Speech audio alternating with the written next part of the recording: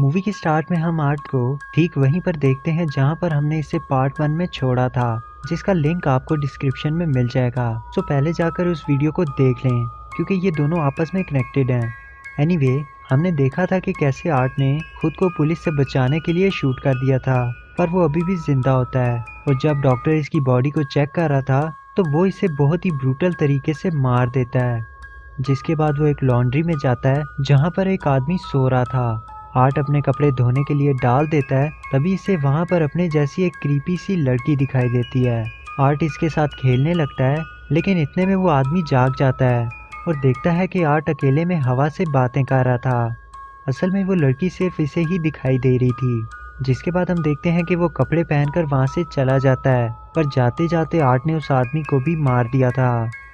अब यहाँ पर हम सियाना को देखते हैं जो कि अपने लिए कॉस्ट्यूम बना रही होती है, क्योंकि कल हैलोवीन है और ये पूरी फैमिली इसके लिए काफ़ी ज़्यादा एक्साइटेड थी। तभी इसका भाई जॉनथन कहता है कि कल वो ठीक आर्ट द क्लाउन की तरह ही कॉस्ट्यूम पहनेगा, जिस पर इसकी मॉम और सियाना से इसकी क्लास हो जाती है, क्योंकि आर्ट ने लास्ट ईयर बहुत से लोगों की जान ली थी। डिनर के बाद सियाना अपनी मॉम से जॉनथन के बारे में बात करती है कि आजकल वो कुछ अजीब अजीब सी हरकतें करने लगा है। कभी कभी तो इसे लगता है कि वो एकदम साइको हो चुका है, लेकिन इसकी मॉम इसे काफ़ी समझाती है। इनकी बातों से हमें पता चलता है कि सियाना के डैड मर चुके हैं।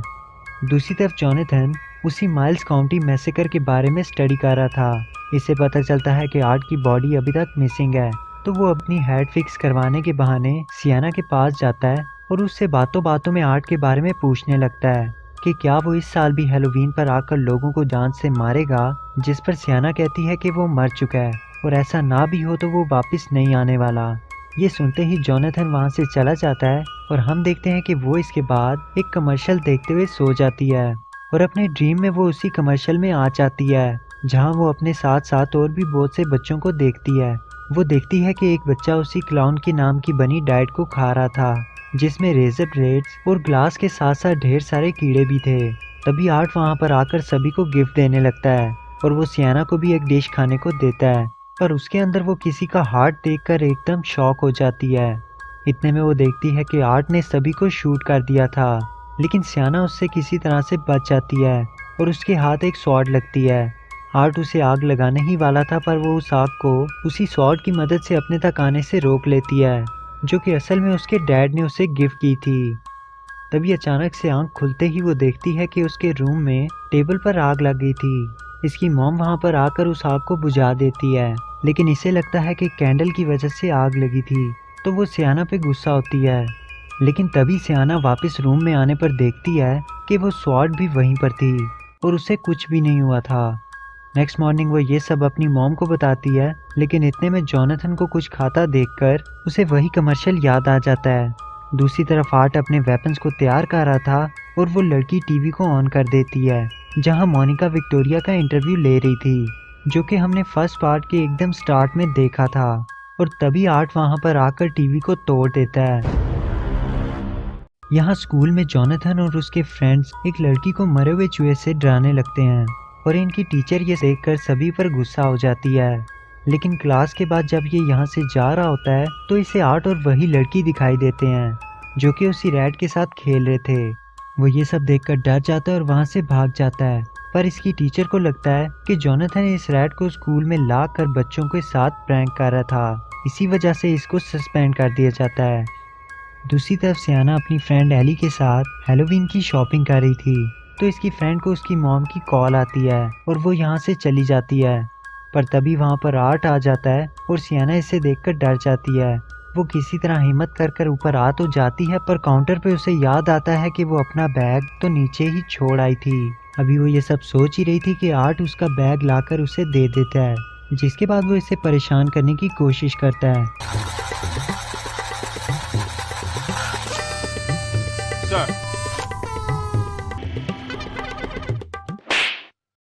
पर सियाना को इसके रियल होने पर डाउट था। वो वहाँ से चली जाती है और तभी हम देखते हैं कि आर्ट उस शॉप को बंद कर देता है और एक हॉर्न खरीद कर काउंटर पर आकर रख देता है। फिर उस आदमी को पैसे देने के बजाय अपने वेपन्स निकालता है और हम समझ जाते हैं कि अब ये क्या करने वाला था।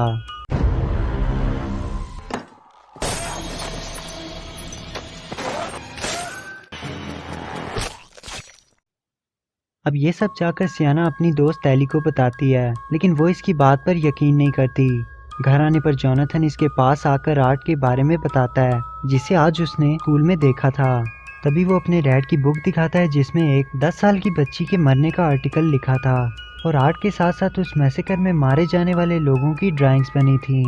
तभी इन दोनों को एक लड़की की ड्राइंग नजर आती है जो कि आर्ट को मारेगी, लेकिन ये सब इन दोनों के लिए काफी ज्यादा शॉकिंग होता है, क्योंकि इनके डैड की मौत माइल्स काउंटी मैसेकर से बहुत ही पहले हो चुकी थी, तो वो ये सब पहले से कैसे जानते थे। और जोनाथन का कहना था कि ये लड़की और कोई नहीं बल्कि सियाना है। दूसरी तरफ एली के घर के बाहर हम एक वैन को देखते हैं, जिसमें वही लड़की बैठी थी। मीन्स कि आर्ट ने अपना अगला शिकार चुन लिया था। वो एली के दरवाजे पर जाकर उससे कैंडीज मांगता है, लेकिन एली उसे बेइज्जत करते हुए वहाँ से भगा देती है, क्योंकि ये सब बच्चों के लिए होता है। लेकिन आर्ट ने तो इसके लिए अलग से प्लान बना रखा था। वो रात में इसके घर आता है, जिससे कांच टूटने की आवाज़ सुनकर एली जाग जाती है। वो नीचे आकर किचन में देखती है तो वहाँ पर उसे आर्ट दिखाई देता है और वो एली को अब तक के सबसे ब्रूटल वे में मारने लगता है। एली के मोम के आने पर वो देखती है कि आर्ट ने उसको चीर फाड़ कर रख दिया था, लेकिन वो अभी भी जिंदा थी। पर आर्ट उन्हें भी जान से मार देता है, जिसके बाद घर के बाहर कुछ बच्चे आ जाते हैं और आर्ट इन लोगों को कैंडीज एली की मोम के सर में रख कर देता है। उन सभी बच्चों को तो ये सब एक डेकोरेशन लगती है, लेकिन हम सभी जानते हैं कि अंदर ये क्या कुछ खोल खाल कर आया था। दूसरी तरफ सियाना और ब्रूक पार्टी में एली का वेट कर रही थी, लेकिन इसके वहां ना आने पर इन लोगों को इसकी फिक्र होने लगी थी। घर में जोनाथन का भी मूड ऑफ था, क्योंकि इसकी मॉम ने इसे पार्टी में नहीं जाने दिया। वो इसे समझाने आती है, लेकिन वो इनके साथ बदतमीजी करता है। वो गुस्से में आकर इनके डैड की बुक को फाड़ देती है और हम देखते हैं कि जोनाथन घर से भाग जाता है। लेकिन जब इसकी मॉम गैरेज में आकर देखती है कि किसी ने उसकी कार पूरी तरह से खराब कर दी है, तो वो काफी ज्यादा गुस्से में आ जाती है, क्योंकि उसे लगता है कि ये सब जोनाथन ने किया था। जिसे साफ करते हुए उसकी नज़र कार के अंदर पड़ती है और हम देखते हैं कि इस गाड़ी में आर्ट द क्लाउन था, जो शूट करके इसे भी मार देता है। बाहर जोनाथन की मुलाकात उसी लड़की से होती है, तो वो डर कर घर वापस आ जाता है। लेकिन यहाँ पर आने के बाद वो अपनी मॉम की डेड बॉडी को देखकर डर जाता है। तभी आर्ट उसे बेहोश कर देता है और अपने साथ ले जाता है। यहाँ पार्टी में सियाना को भी वो लड़की दिखाई देती है और वापस आते हुए उसे जोनाथन की कॉल आती है, जो उसे कहता है कि मैं एक कोल्ड कार्निवल में हूँ और मुझे उसकी हेल्प चाहिए।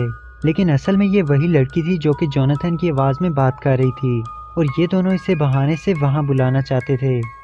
जहाँ आने के बाद सियाना निकलकर जोनाथन को ढूंढने लगती है, पर कार में जेफ और ब्रूक भी थे जो कि इसके साथ आए थे। यहाँ ब्रूक जेफ को बताती है कि सियाना के डैड को ब्रेन ट्यूमर था और उनको कुछ अजीब सी चीज़ें दिखाई देती थीं। लेकिन एक दिन कार एक्सीडेंट में वो मारे गए थे। तब से जोनाथन थोड़ा अजीब बिहेव करता है। यहाँ सियाना को जोनाथन मैसेज करके दी टेरिफायर के अंदर बुलाता है और वो इसे ढूंढने के लिए अंदर चली जाती है। बाहर जेफ टॉयलेट करने के लिए कार से बाहर आता है, पर आर्ट आकर इसका काम तमाम कर देता है, जिसके बाद वो ब्रूक को भी मारने की कोशिश करता है, पर वो इससे जान बचाकर भाग जाती है। अचानक से वो एक रूम में आ जाती है जहाँ पर आउट ऑफ ऑर्डर लिखा था, लेकिन इतने में आर्ट वहाँ पर आकर उस पर एसिड डाल देता है और एक वेपन के साथ मार मार कर उसकी बॉडी से मीट को अलग कर देता है। जब सियाना आकर ब्रूक को देखती है तो इसकी हालत खराब हो जाती है। आर्ट वहाँ पर आकर इसे भी मारने की कोशिश करता है। तभी इसके पीछे से जोनाथन आ जाता है, तो सियाना इसे वहाँ से भागने का कहती है और खुद आर्ट को मारने की कोशिश करती है, लेकिन इसका कोई फायदा नहीं था, क्योंकि उल्टा आर्ट इसे मारने लगता है। जिसके बाद वो जोनाथन को मारने के लिए आ जाता है, लेकिन वो डर के मारे छुप गया था। आर्ट के जाते ही वो वहाँ से भागकर बाहर निकलता है, लेकिन आर्ट सामने से आकर इसे पकड़ लेता है। वो इसे जान से मार पाता, तभी वहाँ पर सियाना आकर इसके सर में इसी का वेपन घुसा देती है और जोनाथन को लेकर यहाँ से भाग जाती है। जोनाथन इसे कहता है कि सिर्फ वही आर्ट को मार सकती है, लेकिन अचानक से आर्ट वहाँ आकर फिर से जोनाथन को बुरी तरह से मारने लगता है। जिसके बाद वो सियाना को भी मारता है, लेकिन इस बार वो खुद ही इससे पिट जाता है। सियाना एक रॉड को इसके सर में घुसा देती है। उसे लगता है कि आर्ट मर चुका है, पर वो अभी भी जिंदा था। वो सियाना को मारने ही वाला था कि जोनाथन उसकी गन निकालकर उसे शूट कर देता है। तभी हम इनकी मॉम को देखते हैं, लेकिन असल में वो इनकी मॉम नहीं बल्कि वही लड़की थी। वो सियाना को बताती है कि कैसे आर्ट ने इनकी मॉम को मारा था और अब ये सब भी वैसे ही मरने वाले हैं। लेकिन सियाना को दिखता है कि जोनाथन यहाँ से गायब था। आर्ट उसे उठाकर अपने साथ ले गया था। वो इसे बचाने आती है लेकिन आर्ट इसे नीचे गिरा देता है, पर वो अभी भी जिंदा थी। तो आर्ट वहाँ पर आकर उसी के डैड की शॉट से उसे मार देता है, जिसके बाद सियाना को दोबारा से वही कमर्शियल दिखाई देता है जहाँ वो पानी से भरे हुए टैंक में फंस चुकी थी। वो कैसे भी करके इसके अंदर से निकलने की कोशिश करती है, लेकिन वो ऐसा नहीं कर पाती और इसी के अंदर मारी जाती है। दूसरी तरफ आर्ट जोनाथन को खाना शुरू करता है और उसके चिल्लाते ही उस सॉर्ड में से अजीब सी लाइट निकलने लगती है और तभी सियाना वापस जिंदा हो जाती है। वो जल्दी से बाहर निकलकर अपने डैड की सॉर्ड को उठा लेती है और आर्ट के सर को काटकर अलग कर देती है, जिससे वो मारा जाता है और सब कुछ एकदम नॉर्मल हो जाता है। लेकिन आर्ट के सर को वो लड़की अपने साथ ले जाती है।